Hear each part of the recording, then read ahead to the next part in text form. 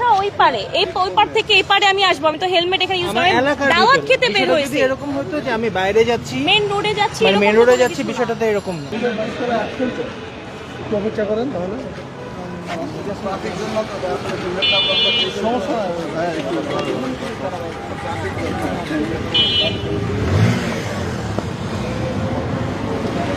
আপনি কি কেস দিবেন? কেস দিয়ে দিলে কেস দিয়ে দেন, আমাদের কোনো সমস্যা নাই। রাত্রেবেলায়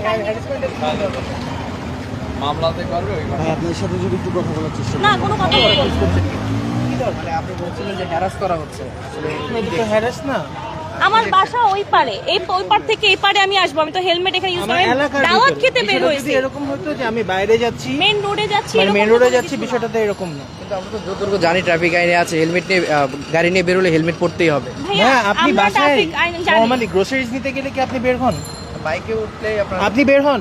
আমার বাইক নেই, আপনার বাইক নাই, আপনি কয়জন মানুষকে দেখাবেন? এটা তো আইনে তো আছে। আমরা যদি আইন ভাইয়া, আইনে অনেক কিছু আছে, কিন্তু বাংলাদেশের জনগণ কি মানে এটা? পুলিশ মানে, র্যাব মানে? মানা উচিত না আমাদের? অবশ্যই মানা উচিত। আমি অফিসে জব করি, সেও অফিস করে, আমরা প্রতিদিনই হচ্ছে হেলমেট দিয়ে ইয়া করি। কিন্তু এখন রাত্রেবেলা আমরা দাওয়াত খেতে আসছি এখানে, এই পার থেকে ওই পারে। দৈনিক বাংলাদেশ মিডিয়া, সত্যের সন্ধানে সারাক্ষণ।